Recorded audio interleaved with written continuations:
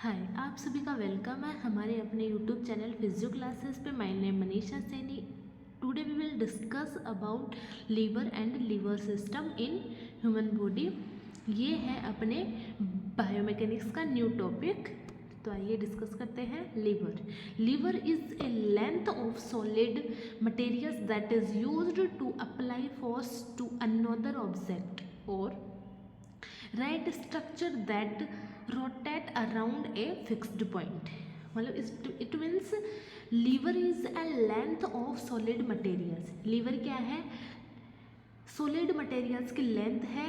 It is use to apply force to another object. ये use करते हैं another object पे फोर्स अप्लाई करने के लिए इसको यूज़ किया जाता है। Right structure rigid structure that rotate around a fixed point.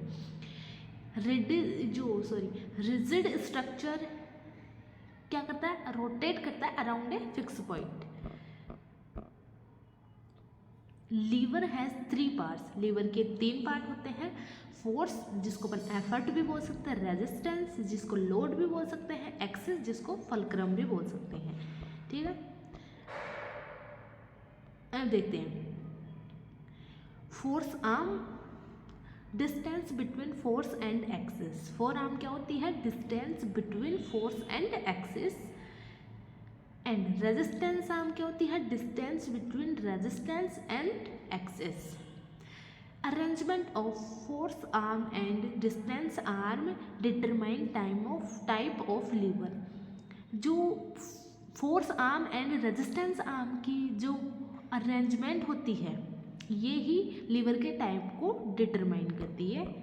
अब देखते हैं अपन types of liver. There are 3 types of liver.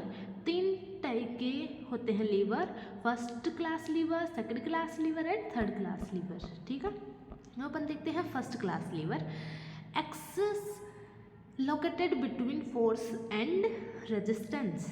इसका जो एक्सिस होता है कहाँ लोकेटेड होता है? बिटवीन फोर्स एंड रेजिस्टेंस के।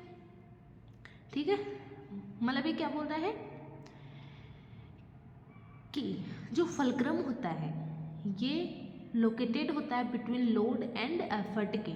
ठीक है, if axis is closer to resistance, resistance arm shorter and force arm will be longer. ये क्या बोल रहा है? अगर एक्सिस क्लोज होएगा रेजिस्टेंस के तो इससे क्या होगी? जो रेजिस्टेंस आर्म होगी वो तो शॉर्ट हो जाएगी एंड जो फोर्स आर्म है वो लॉन्ग हो जाएगी। Easy to move. ये जो फर्स्ट क्लास लीवर होता है ये क्या है? इजी टू मूवेबल होता है। If axis is closer to force opposite will occur. ये क्या बोल रहा है? If axis is closer to force opposite will occur. Most different class of lever. ये जो फर्स्ट क्लास लीवर है ये क्या है? मोस्ट एफिशिएंट क्लास होती है ऑल 3 लीवर्स के अंदर। ठीक है, बैलेंस जो फर्स्ट क्लास लीवर होता है इसके अंदर सबसे ज़्यादा बैलेंस होता है। Example for first class levers. अब अपन एग्जाम्पल्स देखते हैं। इसके अंदर एक्सिस बीच के अंदर होता है एंड फोर्स एंड रेजिस्टेंस दोनों साइड होता है, जो कि अपन को फिगर में आराम से दिख पा रहा है। इससे क्या होगा? Force and resistance distance equal दूरी पे होने से एक्सिस से इससे होगा कि जो बैलेंस होगा वो मेंटेन हो पाएगा। ठीक है, अब इसके एग्जांपल्स हैं सिव्स,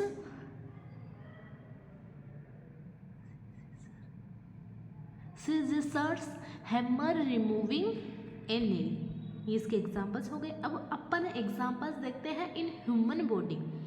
तो देखते हैं skull pivoting on the atlas vertebra of the spine. ये क्या बोल रहा है? जो अपनी स्कल होती है ये जो अपनी एटलस वर्टिब्रा होती है स्पाइन की उसके ऊपर टिकी रहती है with weight of head held by the trapezius and sternocleidomastoid muscle of the muscle of neck. ये क्या बोल रहा है? जो अपनी स्कल का जो वेट होता है ये ट्रेपेजियस एंड स्टेनोक्लेडोमास्टोइड जो नेक की मसल्स हैं ये अपने हेड के वेट को होल्ड करके रखती है। ये दो मसल्स फिगर में आराम से दिख पा रहा है। Tilting movement of pelvis on the head of femur. अब क्या देखते हैं अपन, ये क्या बोल रहा है, tilting movement of pelvis on the head of femur, कि जो फीमर का हेड है इसके ऊपर टिल्टिंग मूवमेंट होता है पेल्विस का, weight of the body anteriorly. तो इसके अंदर क्या होता है, वेट होता है बॉडी का वो एंटीरियरली होता है। जो फल्क्रम इज हिप जॉइंट, वो जो हिप जॉइंट होता है वो एज ए फल्क्रम होता है and effort provided by hip extensor. और जो हिप एक्सटेंसर मसल्स होती है ये एज ए, ये क्या करती है, एफर्ट प्रोवाइड करवाती है। अब बात देखते हैं अपन second class liver.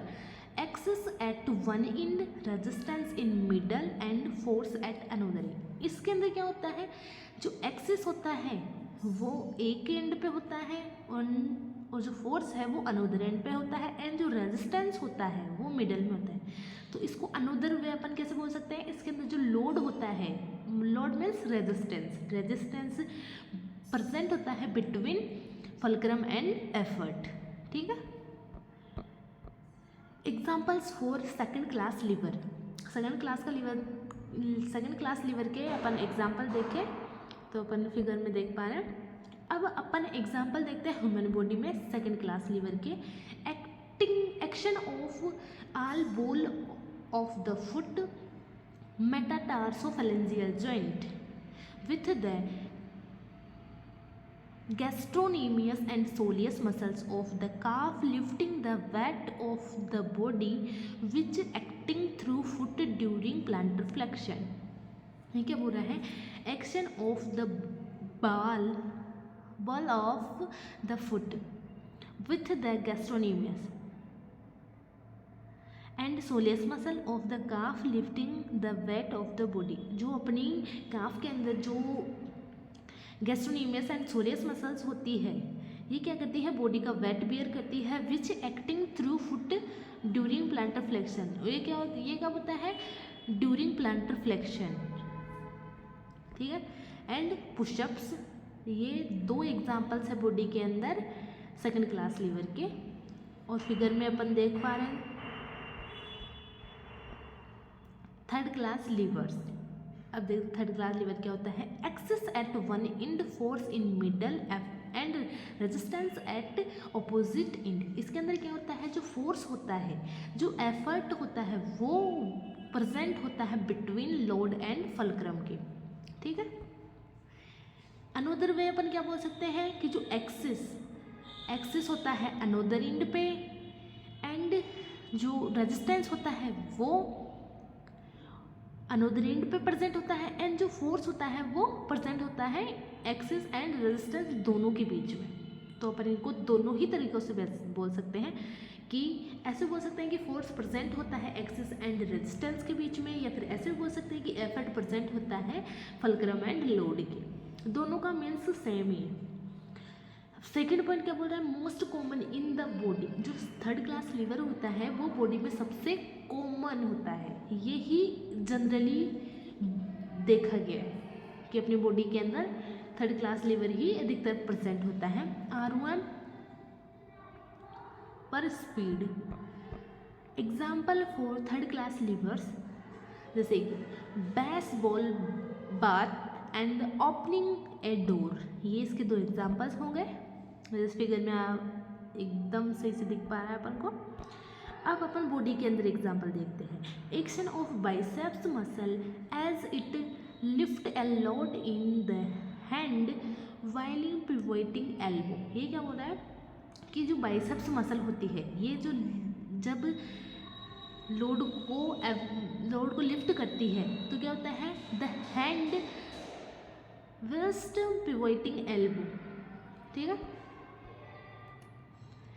Action of hamstring muscle, तो इसमें फल्क्रम होता है उस time, knee joint as a fulcrum काम करता है एंड हैमस्ट्रिंग मसल्स होती है वो एफर्ट लगाती है एंड वेट फुट वेट, जो वेट होता है वो फुट का होता है। तो देखो आराम से फिगर में दिख पा रहा है।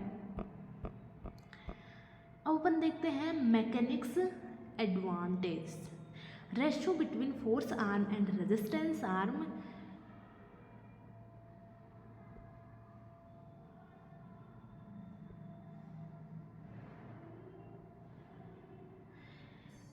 सेकेंड लाइन क्या बोल रही है, मूवमेंट आर्म इक्वल होता है fulcrum force arm upon resistance arm. Force arm resistance arm equal होती है, movement arm is greater one, force arm less, resistance arm equal, movement arm is less one. The greater the mechanical advantage the less force is needed to occur motion. Greater mechanical advance क्या है, the less force is needed cause motion के लिए इसमें less force ही needed होता है। अब देखते हैं अपन calculate the mechanical advantage।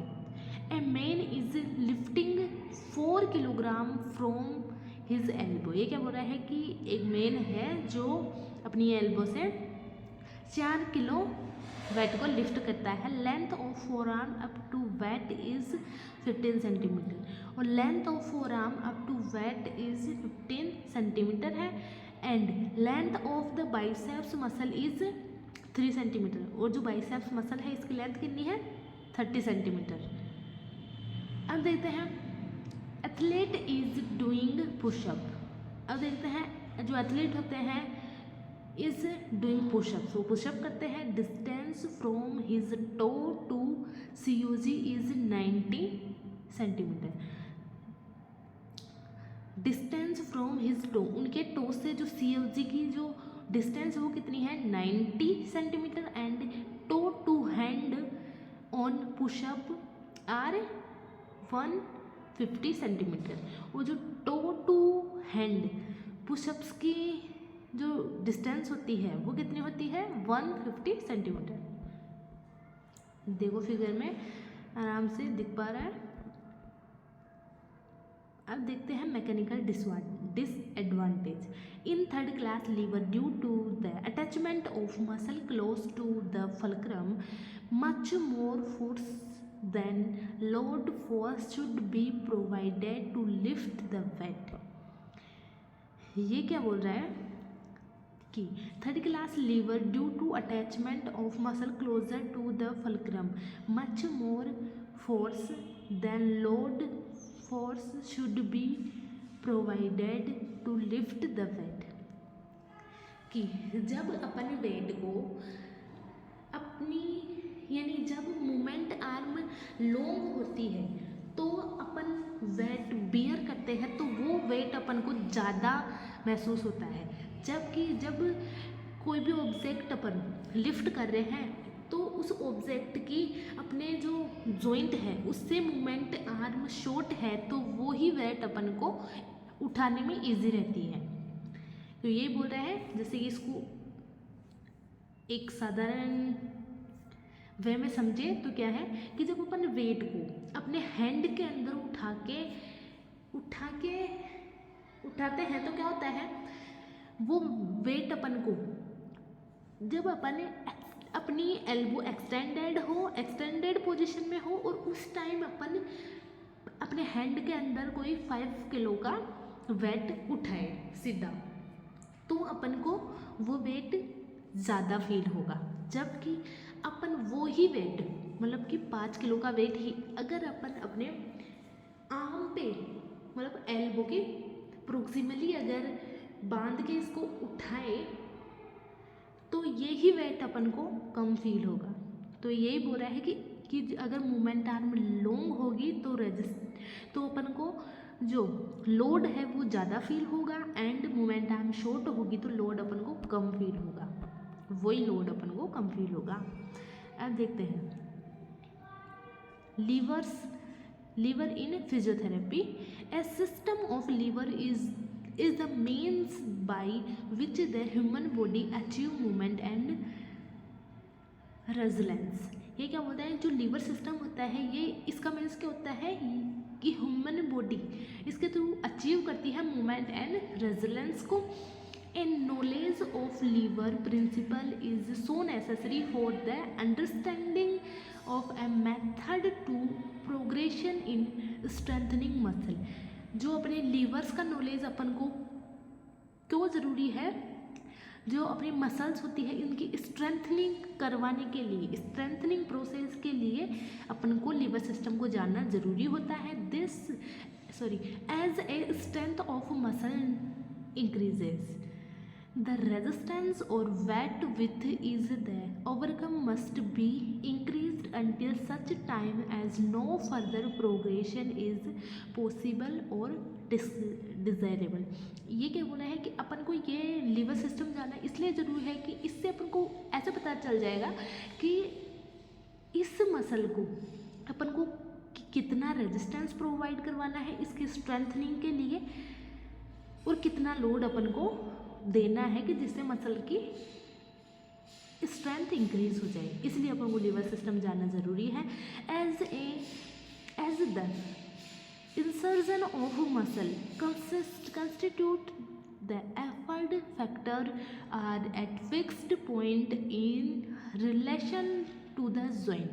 ये क्या बोल रहा है कि मसल का insertion consisting effort factor at the fixed point in relation to joint. The only factor capable of variation are the weight and its perpendicular distance from the fulcrum. अब next क्या बोल रहा है, added resistance to the muscle action can therefore be applied either by increasing the weight to be overcome or by increasing the length of weight arm. The latter is usually referred to as increasing the leverage. अब आगे देखते हैं, increasing of the leverage is concerned with the situation of the point of application of the given weight. For example, देखिए अपन abduction of arm at the shoulder joint with the elbow flexed reduce the leverage, and relatively weak muscles can perform the movement wherever when the elbow is strapped and the lever is increased in the more powerful concentration is required। वही बात है जो अभी मैंने बताई कि movement arm अगर long होगी तो लिवरेज ज़्यादा फील होगा। इस वेट को उठाने के लिए अपन को ज़्यादा पावर की ज़रूरत होगी, और अगर मूवमेंट आर्म शॉर्ट रहेगी तो वो ही वेट अपन आराम से उठा सकते हैं, वो ही वेट अपन को कम फील होगा। ठीक है, This can be demonstrated in case of deltoid process with the patient sitting and the shoulder flexed। अब ये क्या बोल रहा है कि ये अपन डेमोन्स्ट्रेट कर सकते हैं इन डेल्टोइड पैरालिसिस केस के अंदर with patient sitting and the shoulder fixed. Similarly, the situation of an external resistance be it manual and mechanical will detected the muscular effort required or overcome it। yes, अब आगे देखते हैं। For example, with the patient in lying position and no resistance given at the level of knee. ये क्या बोल रहा है, for example के लिए कि एक पेशेंट है जो सुपाइन पोजीशन में लेट रहा है, मतलब कि लाइंग पोजीशन है, and non resistance given at the level of the knee joint. अब इसको नी जॉइंट पे क्या उसको रेजिस्टेंस दिया गया है, more easily overcome by the extension of hip then. अब ये क्या हो रहा है कि इस वेट को, जो हिप की एक्सटेंसर्स मसल है, इसके द्वारा इजीली इस वेट को ओवरकम कर लिया जाएगा, मतलब उठा लिया जाएगा। Then the same resistance applied at the foot when the knee is straight. अब क्या बोल रहा है कि नी को एक्सटेंड पोजीशन में करूँ, मतलब नी को स्ट्रेट करके अगर ये ही वेट अपन उठाते हैं तो ये वेट पेशेंट को ज़्यादा फील होता है। अब देखते हैं angle of pull. A force is most effective when it is applied at right angle to lever. ये क्या बोल रहा है, जो फोर्स होता है, फोर्स क्या होता है, मोर इफेक्टिव होता है जब अपन फोर्स को एक राइट एंगल पे देते हैं। अब देखते हैं next mechanical efficiency of a muscles. Mechanically the pull is most effective when the muscle is inserted at right angle to the bone.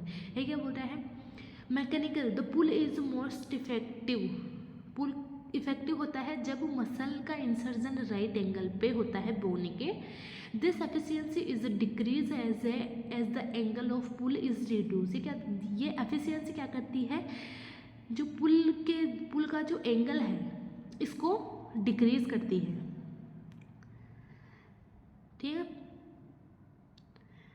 Because sum of the force is used in pulling the bone of insertion towards the joint representatively the fulcrum.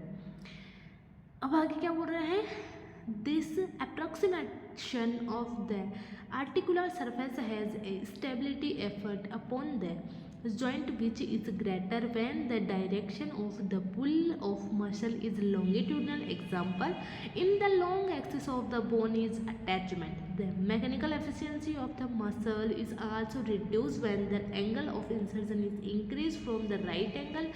In this case, the joint become less stable as the angle increase.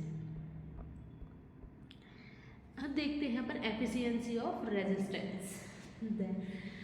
The sustained pull of force offering resistance will also be maximal when it is applied at right angle to a lever and will decrease as a angle pull become acute और object. A force offering resistance to movement of one of the body lever may be applied by means of the rope or through the physiotherapist hand.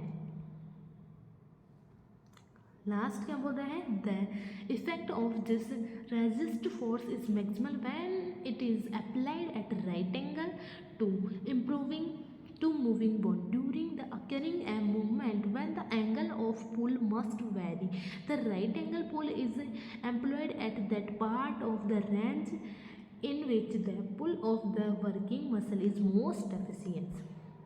अब next video में अपन continue करेंगे पुली system in biomechanics. तो आज अपन इतना ही topic करेंगे। Thank you. अगर channel अच्छा लगा, समझ में आई मेरा पढ़ा हुआ, तो प्लीज़ चैनल को सब्सक्राइब करें, लाइक करें। Thank you.